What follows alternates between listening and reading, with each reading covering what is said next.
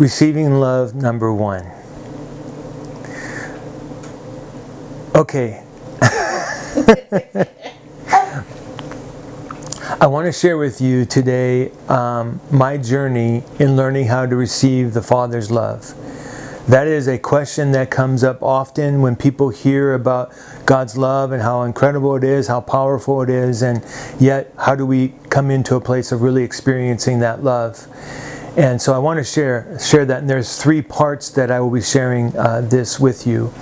Let me just give you first, though, the big picture, the 30,000 foot view of this whole subject. God is love. He doesn't just do loving things. His very nature, the very substance of God is that He is love. You get close to love, you get close to God, you will get close to love. You will start to feel love. He touches you, you experience being loved. When He touches you in your heart is where we experience love. And so when your heart gets touched by His love, it's really what brings transformation and changes our lives. That love is the very substance that our spirit, our soul needs. It's like food to our bodies. It's not just a nice thought, a luxury item. It is necessary for us to thrive, to live. And so if we're going to experience transformation, we have to learn how to not only receive, but to stay in the continuous experience of being loved by God as our Father. And so I want to share with you my journey on that. But I want to make sure that we're clear on something. It says in Romans 5:5 that the Holy Spirit takes the love of the Father and pours His love into our hearts. That actually happens the moment we're born again. When we're born again, the love of God touches our heart, opens the eyes of our heart. We begin to see from God's perspective.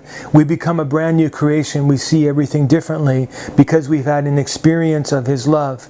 His love is already poured into our hearts. So the journey isn't about trying to receive or trying to get God's love. The journey is about learning how to experience what I already have. What already dwells on the inside of me. You already have the love of God if you're born again. And so that's a different approach than trying to get something that I don't have versus trying to experience something that I already do have. And so my journey, the first step of my journey in really coming to experience the Father's love is that I had to come to a place where I really saw myself as I really am and come to a place and accept who I am, at least who I was in the past. And that's not an easy journey to do. It's kind of scary to see yourself as you really are. Ever since the garden, in Genesis chapter 2, it talks about how God made Adam and Eve.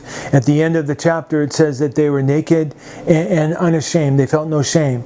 That what you saw is what you got. There was no covering. There was no pretending to be something that they weren't. That they were free in themselves. And so they felt no shame. It was a beautiful picture.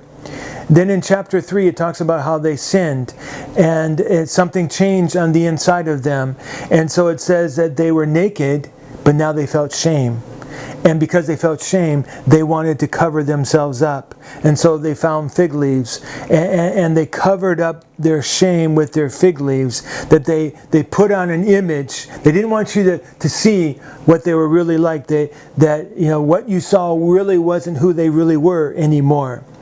And ever since then, we have continued to do the same thing. I think all of us struggle with the lie that if you really knew me, you wouldn't like me, you wouldn't love me, because there's shame on the inside of all of us. And so we've become really good in our lifetime to put on very sophisticated fig leaves and putting on an image about who we are so that you will love me. I want your love, but if you really knew me, you wouldn't love me, so I will project something. I'll put on a facade. I'll create an image of who I am so that you'll love me. And the way that I've termed that is that we have our pretend selves. we have our false selves, our public selves that we put out for everyone to see, and we look like we've got it together, and we look very lovable and all those kinds of things. But then there's also the naked self, the true self of who we really are, with all of our brokenness and all of our shortcomings and all of our failings and our shame and those kinds of things. That is there as well. And so the journey of beginning to receive the Father's love is a journey of letting go of our pretend public self and being able to embrace my naked self of who I really am. I've gone through the 12-step recovery process in dealing with addictions, and one of the very first steps, step number 1 in overcoming addictions, is to come to the place where you admit that I'm powerless and that my life is unmanageable, that it's really coming to terms with your naked self. And we're really good, addicts are really good at living in denial. That, my life isn't so bad. We minimize our issues so that we can continue to live our lives. And until first step, until we really come and look at the reality of who we are and what our lives have created, the mess that they have created, we won't get any kind of healing. And it's true, you won't really begin to receive the Father's love until you are able to look at yourself as you really are. That's really the very first step. It's hard to look at yourself. It takes courage, really, to look at who you really are and perhaps the mess that your life has created. But until you do that, you won't begin to experience real healing. I think Jesus said the same thing, but he said it a little bit differently. He said, unless you lose your life, you'll never begin to experience real life. Or you could say it differently. You have to lose your life in order to experience His life. And I've never fully understood what he meant by that, but I think I understand better now when I look at it in the sense of our pretend selves and our naked selves, our real selves. And what he's saying is you've got to get rid of your pretend self, the public image, the facade that you've created that gets in the way. See, God can't transform your pretend self because your pretend self isn't real.